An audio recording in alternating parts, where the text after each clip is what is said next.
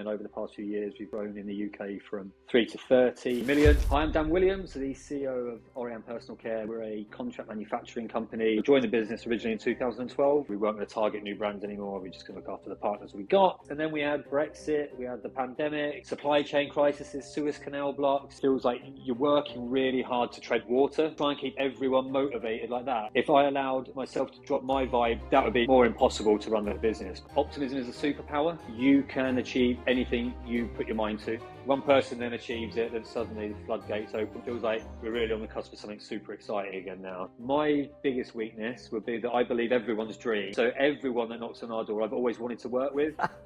Actually, that's not the right thing for them, and it's not the right thing for the business. Dan, we've got to stop you chatting with every startup that comes our way. You created a new 5-year vision. Can you share where you want to be in 5 years' time?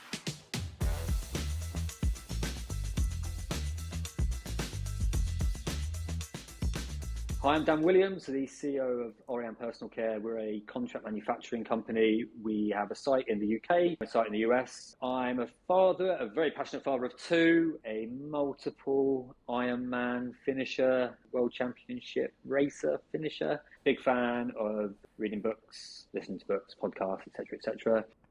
Dan, welcome. Thank you for coming on.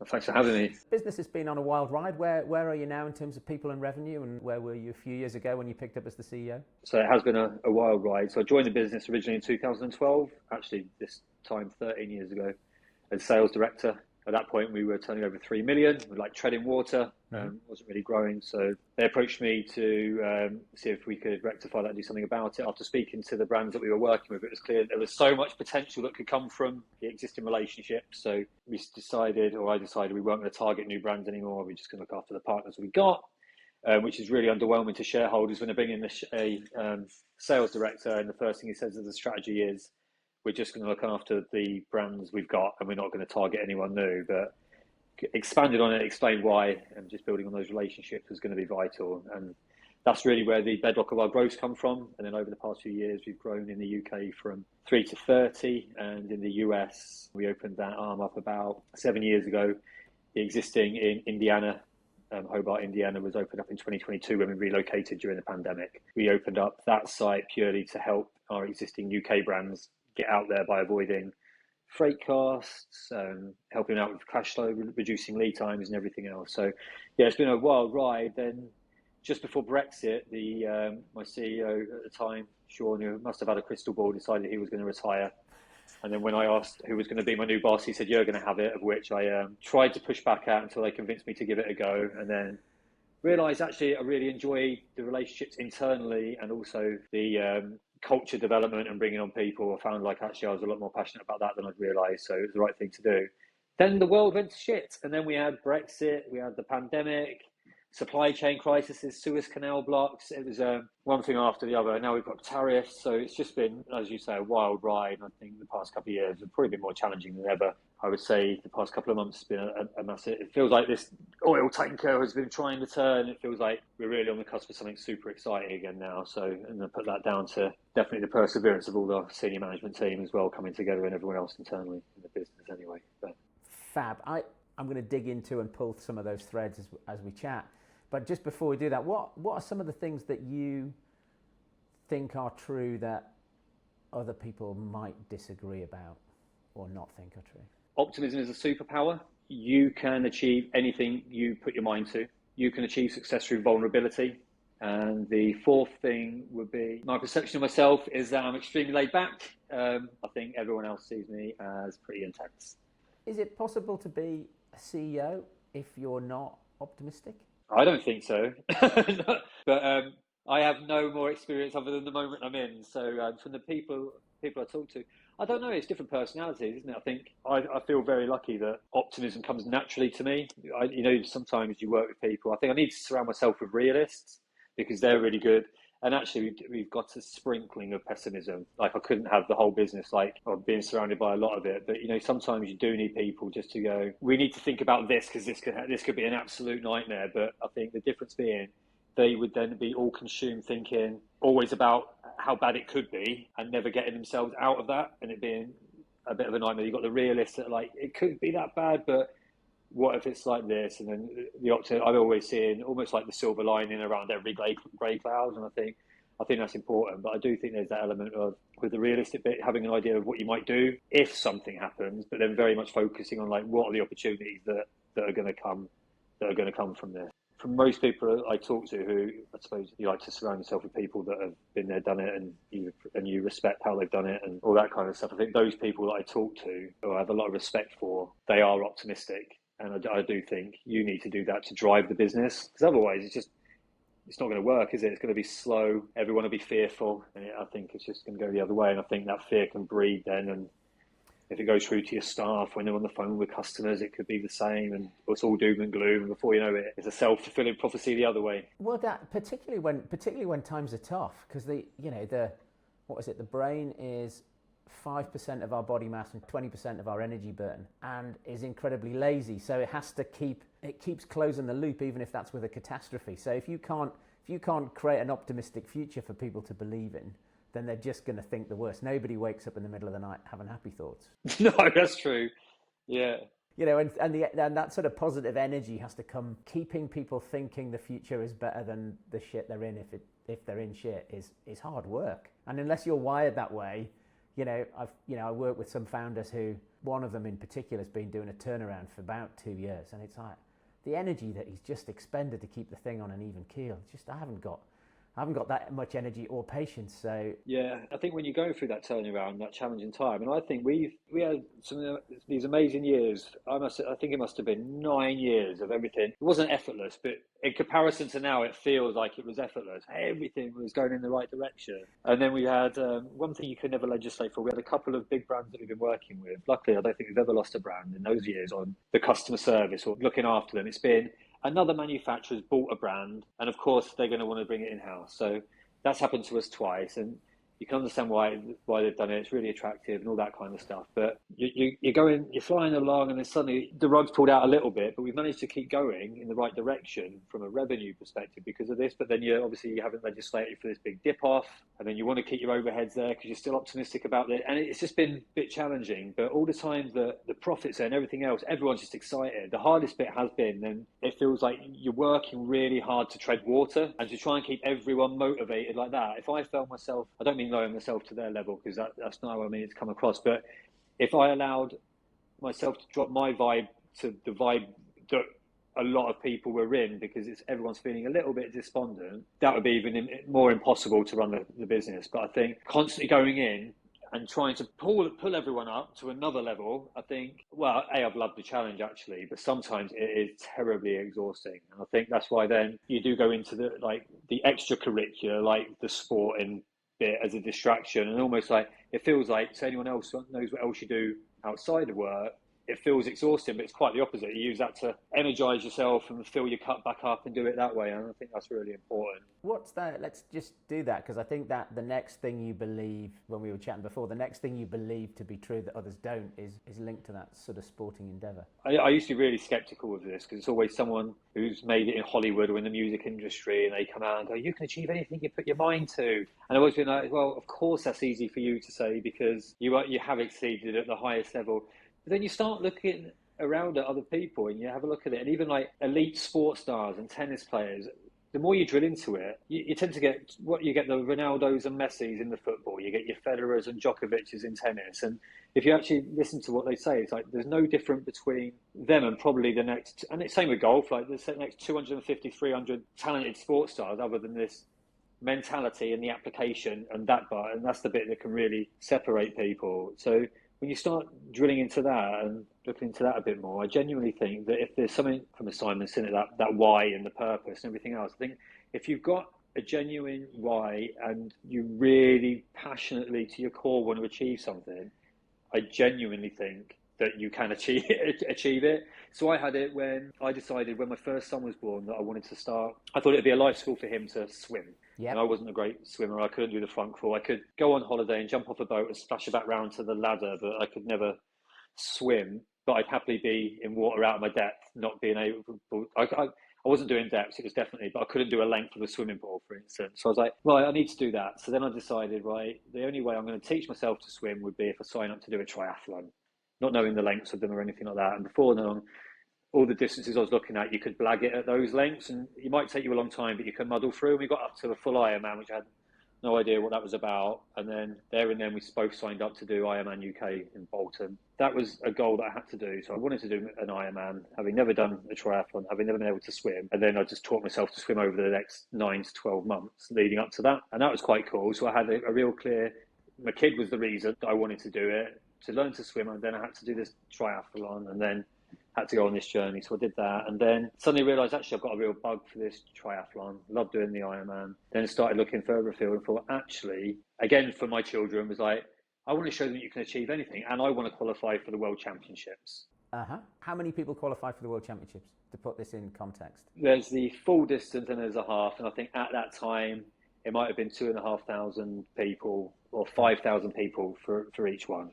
And then I decided I was going to focus on the half Ironman distance because it's less demanding on your time around, when you're trying to balance kids and stuff like that. So I was looking at that distance. So I spoke to my coach at the time, who told me, don't be so silly. Some people are naturally talented, whereas some people are just destined to enjoy what they do and have a good hobby or be good at it. I was like, this isn't what I really want to hear. I want a coach that can believe in me. So then I approached one of my mates who had qualified before, who was excelling at what he did, and chatted to him. Of course we can get you there. Like, he believed in it 100%. He knew my application. He knew how committed and passionate I was about achieving it. So we just set out to do it, and then got to race at the World Championships in 2022. But there was a couple of times actually leading up to it where it was getting exhausting because I'd missed out on it on a couple of occasions. And I was like, maybe I can't do this. But then that thought stayed with me probably for a matter of seconds. I was like, I can't quit now because I've told my son, my eldest son, I would qualify and take them because I wanted to prove to him you could achieve anything you put your mind to. So I couldn't quit at that point. I had to keep it going, and then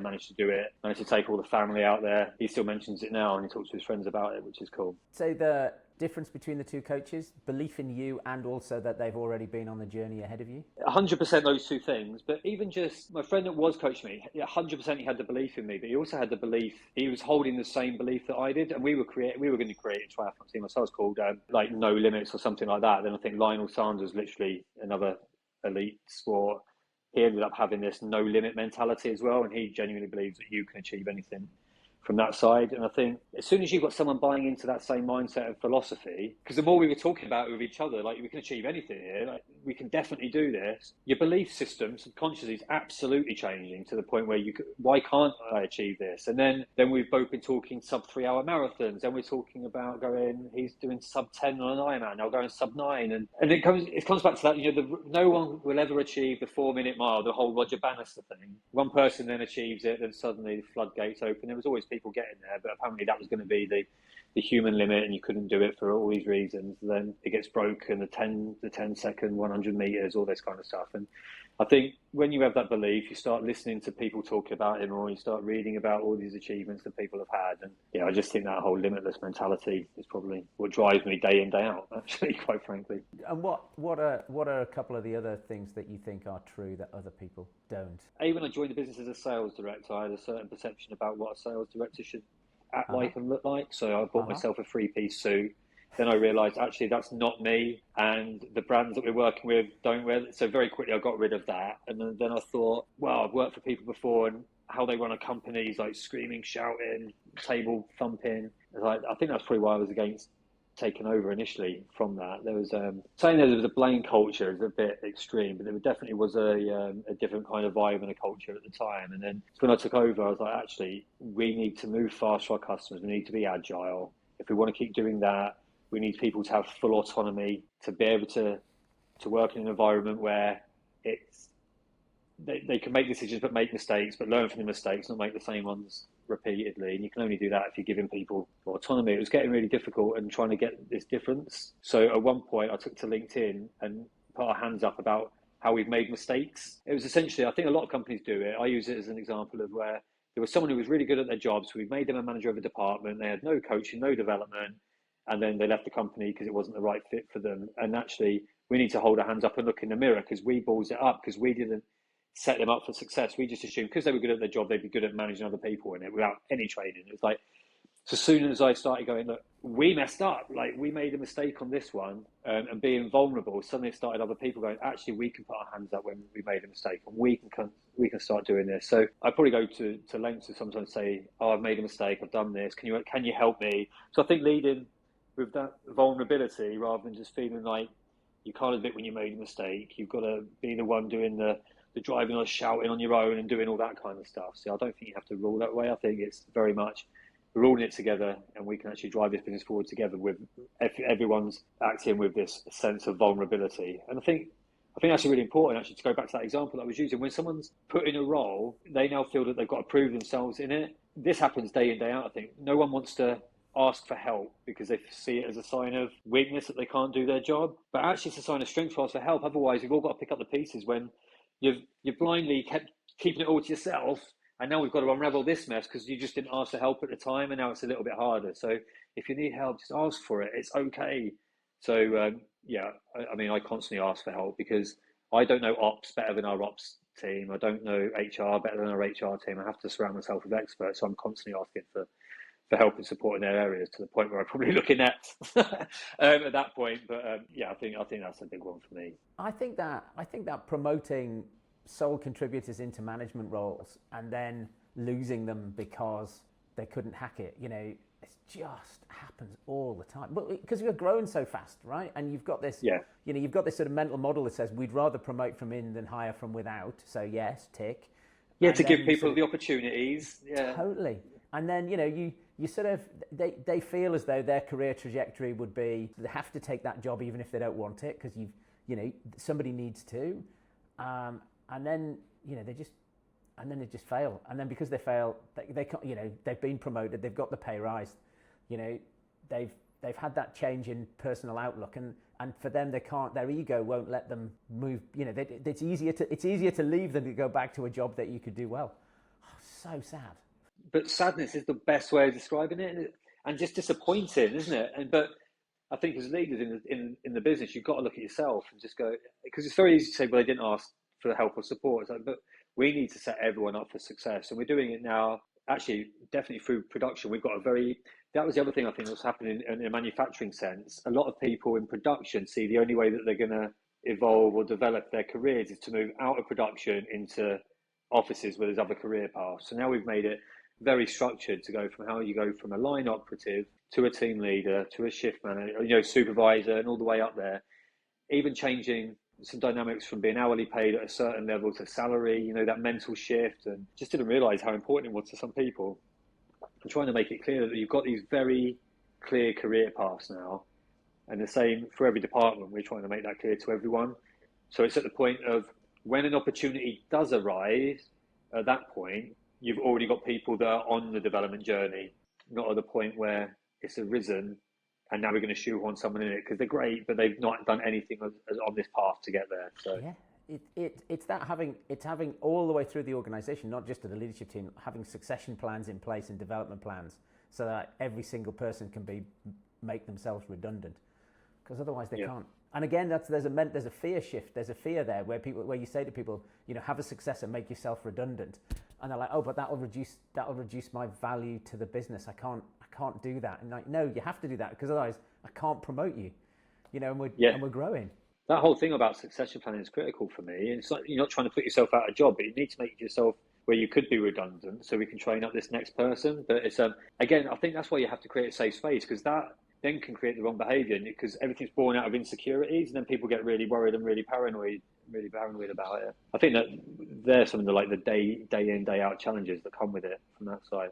We always laugh because I think I'm a lot more vulnerable internally within the organisation than externally in my personal life, because I remember my ex-wife, I ended up getting a life coach at the point me and my ex-wife separated, but he was doing a sports motivational podcast. He was like an ex-NFL player, and so he's the one that really got me into reading, got me into meditating, got me into journaling, going all down this. It was phenomenal. But the best thing, you'd have these one-on-ones, then you'd have these group sessions, but he was based in America, so I started meeting all these other people that we were in this group with, and there was this lady called Jiggy, and she was creating a movement in the States and a clothing brand, and her whole brand was vulnerability is dope, which I 100% agree. Like, vulnerability is great, like what I just said, I struggle in my personal life for some reason. I find it easier at work. But I remember I was coming home to pick the kids up for the evening and just take them out. And I was wearing this, so she started selling the merch. So to support her, I was like, yeah, I'll buy into your merch.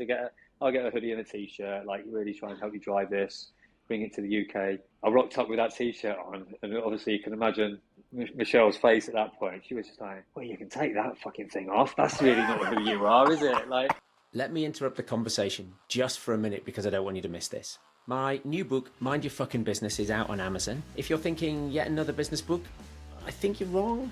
This is actually a blueprint to cutting through the noise and achieving unparalleled success for you. It's based on 10 years of business coaching, spotting similar problems that people have had and coming up with real world solutions. If it's supercharging sales, if it's mastering talent acquisition, building a powerhouse brand, cultivating a company culture that breeds success, then this book is a ticket to your transformative journey. It's filled with practical tools and frameworks that I use every single day with my clients as part of their coaching program. If you want to take your business from good to great, look, you can go to Amazon and you can buy it, or you can click the link in the show notes and head over to monkhouseandcompany.com. I'll send it to you today. I'll send you a copy for free. I want to help you build a fantastic business. Now, back to the conversation. We're a beauty manufacturer for brand owners in the skincare, hair care, in that, like, so pet care, washing and bathing, that kind of world. The vast majority of the brands that we work with, you'd find them in the likes of Boots, Sephora, Ulta, and we're like high prestige, high-end premium skincare and hair care. So we don't have any brands of our own. We purely work with brand partners, and we've got a team of 6 development chemists. So we do the full R&D if brands need it. We do all that for free. Our business model is quite unique. There's no charge for the product development. Equally, then we pass on the IP ownership to the brands that we work with as well. Everyone thinks we're mad for doing that, and everyone would like to do it, but I think they find it really hard to square it away, whereas we put all the value on the relationship. So we spend an inordinate amount of time trying to build the relationship, because we want people to want to work with us for the next 10, 20 years because they're enjoying that process, not because they sign a contract to say you're handcuffed to working with this manufacturer. So we have to invest a lot of time and effort in it. But equally, we don't put a lot of value in the IP, because our business isn't built on that. It's built on the strength of the relationship. Whereas the brands that we partner with, if they're looking for investors or looking to sell, the first thing they always ask is, do you own the IP of these products that you've got? So we want to give them that value, which is the value to their business. We want in return to have the relationship, which is like where we put the value. And again, so when you're working in that way and you've got the US site, you've got the UK site, you can help on either side of the Atlantic. We don't charge for all the additional work, the compliance and regs support that we do, packaging, sourcing. So we basically do everything. If you were to come up with an idea, Dom, and we thought it was the right fit for you and the right fit for us, we'd work with you. And that goes from brief concept all the way through to scale up process, the manufacturing of the liquid, the filling of the bottles, the pack off into cartons or gift sets, however you want, and then delivery to your warehouse. And then we can introduce you to beauty boxes, retailers. We can help you in the UK and the US. So we try and take as much friction away to make it as easy as possible for people, so they can focus on the bit that adds value to their company, which is the marketing, the selling, and doing all that bit, so we can deal with all the dirty bits behind the scenes and make their life easier from that side. Years ago, I used to be in the gold and diamond jewelry business, and very similar. You know, we were Argos was our largest customer. A little bit similar. Well, I was just thinking, you know, we did our own product development, which we took to buyers, or I took to buyers. They would say, these are some trends, I want you to make me something. You know, you've got that sort of collaboration. And it's not recurring revenue, but it's repeat. And, you know, you've got this symbiotic relationship. And if you keep on it and it works, then why would they go anywhere else? Yeah, no, absolutely. And how is it that when you arrived though at 3 million, you saw that was the route the business should take, and the business hadn't saw sort of you know new customers as its route? Why did you see the business differently? I think it's just asking the right questions, really.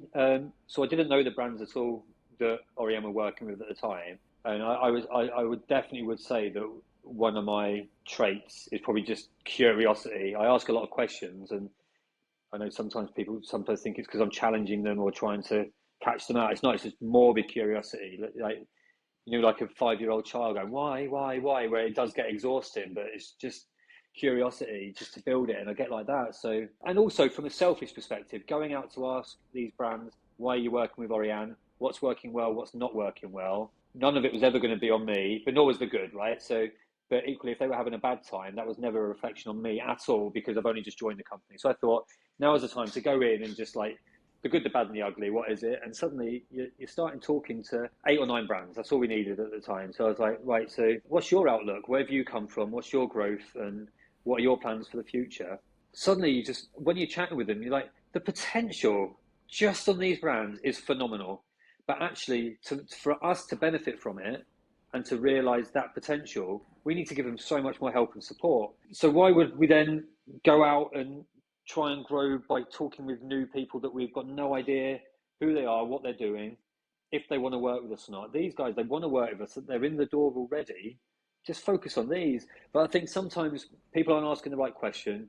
The orders are coming in. So I think the easy thing to do at that point is to go, right, the only way we're going to grow is just bringing in another customer. And then it's very effective, providing you don't lose this customer. And I think that's the problem. It's like, keep bringing in more customers, you are going to grow, but you've got to then grow your overheads in order to maintain the new relationships. And if you don't do that, you're going to lose these ones. And that's what's happening. You didn't have the critical mass to increase your overhead to manage it until they're on. But they take, in our industry, and I don't know if this was similar to the jewelry one, but there's a gestation period from brief and original chat. Even if you get a brief at that point, we can launch things between 9 to 12 months, but I'd say from initial chats to getting an order, you could be looking at an 18-month stretch. So that's a lot of time and effort you're putting into people before you're even seeing an order, and you are going to stop looking after these guys where you've already got these amazing relationships. So I think it was just going out, speaking to those brands and the founders, understanding what their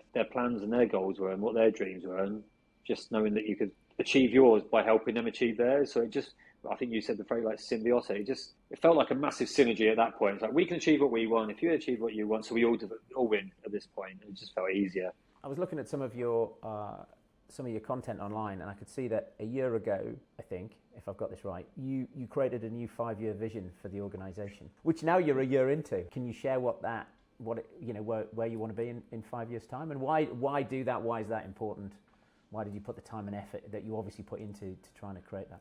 Yeah, I'll come on to something else in a moment, because I ended up doing something for charity in September, and that was born off the back of it purely because it sounded nice and punchy and catchy. One of the biggest things was we came up with a vision a few years ago to get everyone buying into, which was to provide the most desirable it was originally the contract manufacturing experience, but because we don't rely on the contracts, we removed that. So it's to provide the most desirable manufacturing experience. So I want the staff obviously you work for a long period of time, so I want them on site to be enjoying it as much as they can while taking it seriously, because it's work. But if they have a really good time, that will translate through to customer service, who will enjoy the experience, of which they want to keep giving business to us, which means we can grow, which means that then if we treat our suppliers like we treat our customers and really value those relationships, they'll really benefit. They'll give us best service that we can then pass on that to our customers, and you create this virtuous circle, and it's all really nice. So that bit was like a massive tick in my mind, and then it felt getting everyone on board with that was great. But then there was also this, actually, what's our big goal? Like, if we're creating a dream that everyone can work towards, what can be something that's memorable, catchy? We've got our values, and that's great, and they actually are like our North Star, which guides some decisions we make, which is great. Things like agility,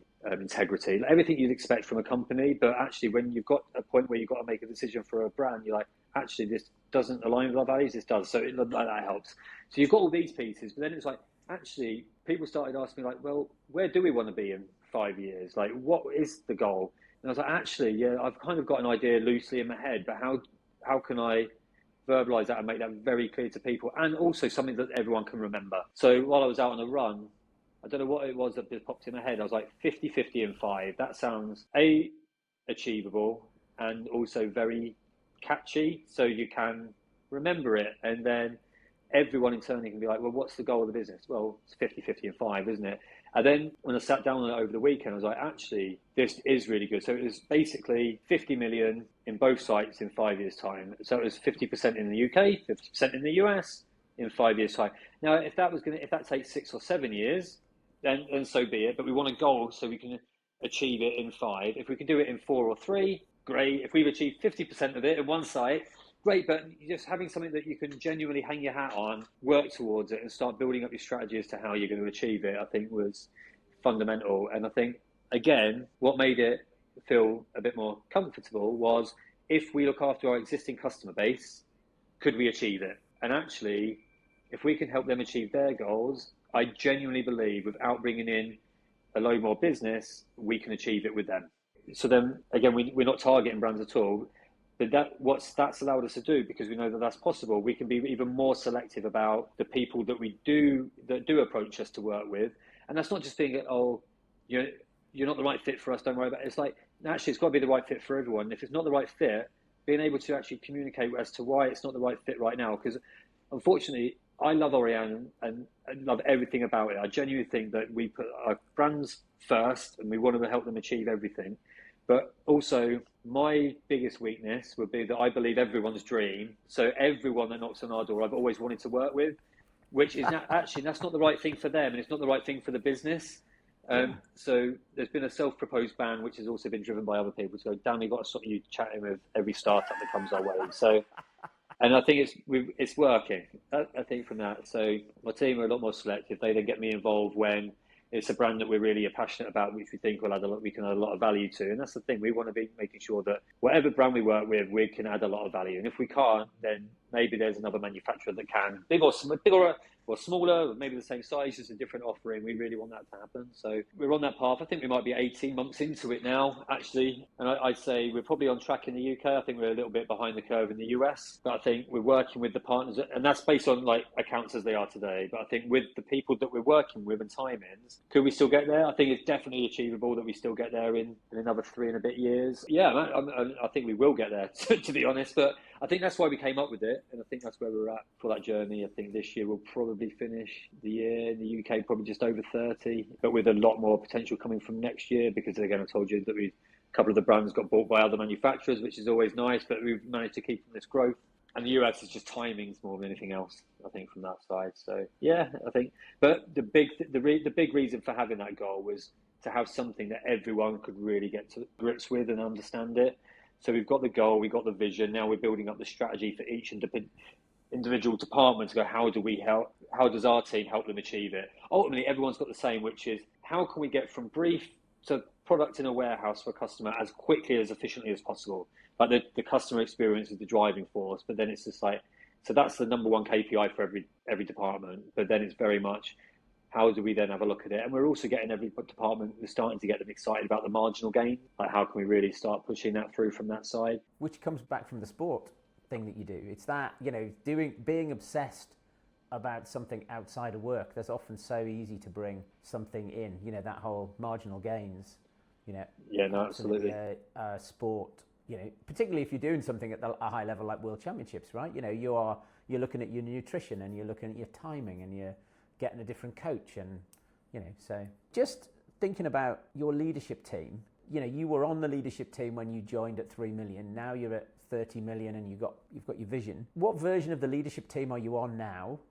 And did everybody who was with you at 3 million make it to now 10x later? Well, when I joined the business, there was myself and our ops director, who's still here. Our attrition levels, I would say, are best in class in manufacturing. They're low. When we've been adding people to the SMT, our senior management team, I think everyone's still on it. We had someone, when I went into the CEO role originally, we brought in a sales director. They went on then to work at another brand and go back, and I think now they're in fragrance, which is where their passion lies and where their backstory was. And then I realised I've still got all the relationships with the brands anyway, and I love that, and I never want that to end. So now I feel like we're going right back to the beginning of the conversation. We're promoting from within, but doing it in the right way, So, but I think we've got some really key members. We've got fine, as you'd expect it to be. So initially there was myself, the ops director, and our MD, who was at the time. Then as we were growing, we had to add to it. And it was very much, you're adding where you really need it to start adding in. So we then started bringing in finance, which is clearly a key role. Then we were bringing in procurement, because 42% of our spend is on cost of goods, or our revenues on the cost of goods. So of course you need them involved. Then we had health and safety, which you definitely need an arm like that to keep you, make sure you're being honest with yourselves from that side, and you can make sure that you've got the welfare for your staff. And all the people we were bringing in at that point were adding value, The only people that we've lost was an engineer who retired, and the sales director went on to another business. And we've added to it. So we've got Val, she's our warehouse manager. That was important because at the time we wanted different sites. So we wanted to make sure that we were aware that we were maximising and utilising it in the right way. It was also a good indication of, are we going to have enough stock to actually run our production line next week? So knowing how many pallets have been delivered, and you could measure how it's going. So yeah, I think the structure of the meeting itself has evolved. Beautiful thing, everyone's got different personalities. So even if we're talking about something for quality or purchasing and a challenge that's come up, the big thing for me, and I had to have the conversation a few years back, is like, stop looking down you're always in challenges and you're looking down to me to answer them. The reason why we got this team together in the first place is because we've all got very different views, skill sets, teams around us that can help us look at problems differently. And then the pandemic was phenomenal for this, by the way. So every day was a different challenge that was coming up. So the fact that we could jump on a call for those that were all working remote, those that are on site, and we were really working together as a tight team to resolve it. And then I think we went through a really busy bit. People retract to their silos, and then we have to bring it all back. So I think the SMT is important, that we can try and get people out of their silos and bring it back as one team. And I think that's vital. But what had happened at the time, and it got really stale, was our managing director, my predecessor, would get us all in the room and he'd present how the business is doing to us all. That was great for the first couple. Then it got very tedious, especially because I was in an office with him, so knew it all. We'd then be in a board meeting with the shareholders and hear it all, then have to hear it all again in this senior management team. But it was best intentions, we're doing it for the right reason. And then, so when I took over, we flipped it and I was like, right, you guys know all your departments better than I know them. Could you come and present how your teams are doing? So that was great and that worked well. Then that got very boring because it was like Groundhog Day every month. So now we've framed it as very much of, this is how we did for the month. This is what the outlook looks like next month. Let's just quickly go, what are the biggest challenges that we've got going on at the moment? Then how do we work through that as a team to actually address them and fix them? Again, there's some people then that don't want to listen to another challenge for 2 hours when they've got no interest in it, have got no idea how to help. So again, it's evolved, I would say, as of a couple of days ago, actually, where we're now going to look back at each department once a quarter. We'll have a look back at the previous quarter. What went well? What were the challenges? How did you overcome them?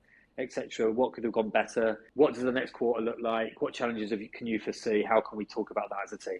And I think if we do that, it's going to make it a little bit more engaging. So monthly now, it should be no more than 1 or 2 hours. Can really just quickly go through it really quickly. And then quarterly, we can go do a bit more of a deeper dive. Clearly, if there's a bigger thing that's come up, don't wait. Do not wait for once a quarter.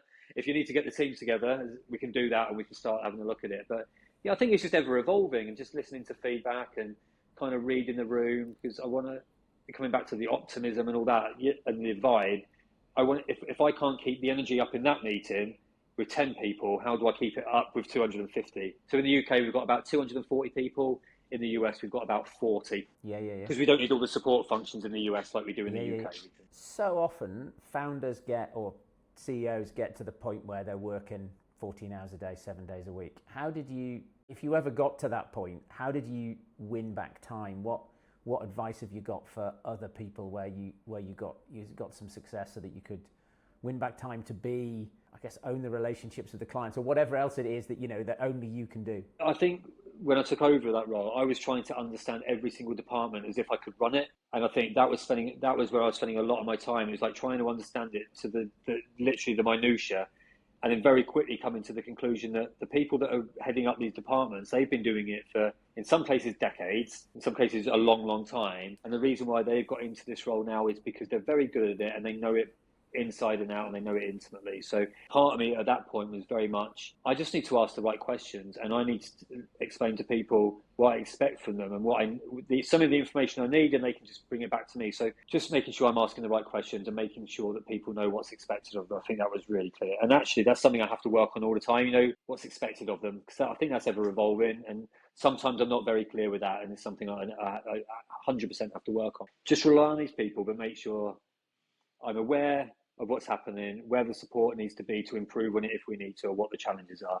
I think what was harder for me and maintains and still continues to be is, in some instances, obviously coming in as a sales director, the relationships with the brands, that's where our success has been built on. So finding a way to step back, and ultimately I never want to lose the connection that we've got with those brands. So I do keep a foot in, but also I'm very good, I think, now building up the skill set and abilities that their account managers have, and making it really clear that it's them doing the work. And that's not just smoke and mirrors, like, oh, well, let's just say it's them. It's like, no, it's not. Sometimes, like, if there's a challenge that's come up or anything else, 9 times out of 10, the account manager's been working on it and has got a solution to the problem already. And it's just at the point where the communication might not have been in such a way that the customer knows that. So they feel like they've escalated to me. They now get the solution and the answer. So they think it's me that's created it. So, and it's not. So I've been supporting behind the scenes. So I'm just very clear at going, account manager X, they've been doing all this already. And it's amazing, isn't it? You know, like, or getting them into the meeting with me. I'll always keep these relationships because I think it's vital, but being able to build up these new relationships so it doesn't have to always come back to me, I think that's important. So that's the existing brand partners. And I think our top 10 customers that were with us then are with us now, with the exception to one that was, or the 2 that were bought. You know, like, we haven't lost, so I can't ignore the relationships we've had. And actually, I love them. I genuinely like their company, like being around them. So why wouldn't I like a dinner or a meeting or a lunch or some drinks? So I really like doing that. I think what I've got better at, and again, not always by design, by the fact that I've always liked their dreams. So we've got this, Dan, you don't have to talk to every new lead that comes our way, allowing our account managers and our business development managers to build those relationships. That's made it easier because not all the new have to know about me or have to have the relationship with me. There's still a couple, like, if an escalation has to happen, I don't mind that in the slightest. So I overshare my mobile number, overshare my email address. I want people to know that they can contact me if they need me. But rather than just remove myself, just raise other people so that other people know that they can go to them first. And 9 times out of 10, the problems are resolved now before it even hits me. Yeah, I think that's been a way. It's definitely the harder one because we all know how important it is to have those relationships anyway. But yeah, I think that's a way of getting my time back. But I still like spending time with them, you know. And I think I am an extrovert to some degree. So, you know, you get a difference between people, don't you, that get exhausted from being around people or doing the dinners and the drinks, but they have to do it because it's part of the job and they know the importance of it. Like when you're doing a show where you're going out and you're doing this, by the end of the night, I might be walking back to a hotel with a few of the team and they're exhausted and they're like, that's hard work, isn't it? And I'm walking back going, that was exciting. I can't believe how much potential we've got now. We've really got to drive it.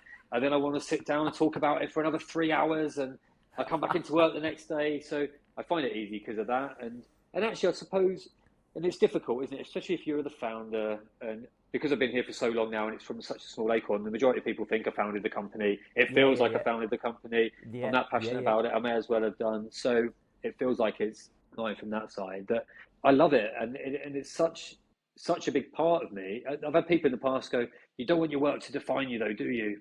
Like, actually, yeah, I do. I want the fact that my kids mean so much to me. That's a big part. My sporting endeavours, whether I like it or not, I love it, and that does define part of who I am. But equally, so does my career. So I don't want to belittle it, and I don't want to pretend to people that I'm not working long hours. But actually, sometimes it's because I get home and actually I'm so passionate about doing it. I want to be doing it a bit more, not to the detriment then of the more health bit that I want to do, not to the detriment of the time I want to spend to my kids, but I do think there's balance. I do love it so much that I do want to do it like as much as I can. And I think there's a couple of people in the business. I want people to have work-life balance. I don't want it to be all consuming to people. I think it's really fundamentally important. It is, yeah, part of my own DNA. So you're 300 now. How many employees were you at 3 million? Were you about 30 or 30? Yeah. So in again 10x employment. What hard-earned hiring lessons have you got that you should share with everybody else? Well, the internal hiring, you know, that we were talking about. So yeah. That would be my number one, like the big one. 2, not everyone's very good at interviewing, even though if they know what their job is from that side. And I think some of my best hires ever have come from having a quick coffee with someone and just getting to know them and really understanding, like, is that the right job? Then there's been some interviews where I thought I've gone really well because I've had some really in-depth conversations. But now I think the benefit of having so many people and a bigger management team is playing to people's strengths. We've probably got 2 people that are phenomenal at interviewing. They're very good at setting it up, asking the right questions. And so again, come back to my curiosity, getting to know the character or the personality. Again, that's the bit I love doing. Whether or not they're going to be very good at doing the specific job, I'm not very good at getting to that. So I think learning to bring people into interviews that, you know, the standard interviewing questions, and they can do that. If I need to come in and talk about the company, one thing, actually, one of our directors, actually, he used me once, or continues to do it, Dan, we're just interviewing at the moment. Can you just come in for the 5 minutes before they go? Brings me in. And then I was like, I asked a couple of questions. He went, right, that's it. If you could just, I went, oh, that was short and sweet. Really nice to meet you, though. Then I went out the room, caught up with him at the end of the day. I was like, why have you just, I felt like I had no time. No, we know we know who we want out of the candidates that were in there. I was just describing what we're like as a business, and just the way you look epitomised everything that we're saying. So we just wanted them to see who our CEO is. Well, he could have given me the heads up. This is a little bit. So I knew what I was doing at that point. He went, no, but that was fine. You came in like a million miles an hour, like a tornado, started asking everything about them to get to know them. And then how you were you're laid back. Speech marks don't obviously work if you're listening to this audio-wise from that side. But because, again, I think we mentioned it briefly on the chat that I think I've got this laid-back personality, whereas everyone else that works with me thinks it's very intense. But just because I wear a baseball cap and ripped jeans and a T-shirt, that doesn't make me a laid-back person. It makes me quite the opposite. But I think playing to the strengths of people that are good at interviewing, just going from that, and getting the people that are involved doing the job, I think is fundamental. But making sure that you know who are your good interviewers, and you get that consistency of hire as well. So I think that's working out well. I think we were talking earlier about vulnerability and asking for help. And I think interviewing is one of those things where people think, if I say to anybody, I'm not very good at interviewing, they'll think I'm just shit at my job. Whereas, I've had people who've worked for me in the past, and honestly, they couldn't pick a good candidate from a poor one. Like the data says every single time we let them hire on their own, they picked a dud. And so just, I've had directors who've just said, look, you can't hire anymore. We're going to have to do it for you. Is that okay? And again, it only works where people are prepared to be vulnerable and say, do you know what? You do this better than me. And when you've got that, the team's worth more than the individual. But so often, people are just going, oh, I can't even have the conversation that I might need some help. And actually, I don't know why more people don't ask for the help with interviews, because sometimes I find the whole interviewing process, again, I think it might be because I'm a little bit impatient, I find that exhausting, going through the whole process, the number of candidates, the CVs, everything else that goes with it. If it's really relevant to me, I get excited about it because I'm like, wow, I'm really looking for this person, I can do it. But suddenly I can see like the value of agencies that can do a lot of the legwork for you and get you to these candidates that come forward. And I've always been quite dubious, but it depends how much time you want to put into it, and like how much an agency might understand your business. But I do think there's a lot in it. But I've been in interviews, and it's been like a horror show where, and again, it's senior management having an interview. They'll ask a candidate a question, a phenomenal question. The candidate will start answering. They'll butt in and they'll start telling the answer and saying why it's important that they do it this way. And they think they're good at interviews. And you're like, oh, and then you're giving the feedback after going, I'm so glad I was involved in that. Yeah, it went great, didn't it? Yeah, it did feel a showcase for you and your skill set, but I did not get to know that candidate at all. But I get involved in quite a lot of senior hiring for clients because they might never have done it. It's almost, at a certain point in scale, it's like almost like co-founding. You're hiring somebody who is as better than you at the things that used to be part of your remit. And so, we've hired heads of sales, heads of people, chief people officers, COOs, and work with the agency, work with the client to come up with the job scorecard, and then interview, do some CV screening with the client, and then do the first round of interviews, so that they don't have to do it, or we feel as though there's a sort of also I don't care if we don't find anybody in the first round or the second round. Whereas, as you say, they might be quite keen to sell somebody and get the whole thing over with. So, I spend a lot of time working with clients on interviewing and building recruitment processes. What books have you read along the way, Dan, that you think other people should pick up? Maybe three if you've got three. The one that really got me into reading, that really changed my outlook originally, was a book by a ex-Navy SEAL called Mark Devine, and it's called Unbeatable Mind. And it was just really, I didn't realise how spiritual like these Navy SEALs are, and how they can like slow down their thought process, how a lot of them are big on meditation. In the heat of battle, they can actually just look at like what they need to do and like slow it down. So I think there's like, that was fundamental. And then I end up going down rabbit holes. Another book will be get recommended. So I think another book that I really love is The Obstacle is the Way by Ryan Holiday. He's the one that got me into like Stoic philosophy. So like Meditations by Marcus Aurelius, etc. But he really brings stuff to life. I mean, another one is Simon Sinek's Start With Why. I think that's phenomenal. That's what's helping me build like the vision and stuff for the team to get them on. I also like Man's Search for Meaning by Viktor Frankl. I must have a pile of books, like 50 high at the moment, that I've stumbled across through podcasts or other books, and I've gone onto Amazon quickly to be, that book sounds fascinating, I'll order it. If I can't get it delivered the next day, I don't bother. I'm not going to read it the next day. Dan, that's brilliant. Thanks very much indeed for coming on. It's been an absolute pleasure chatting to you today. No, I've loved it. Thanks a lot, Dom, and thanks for your patience and trying to accommodate it. It's been great.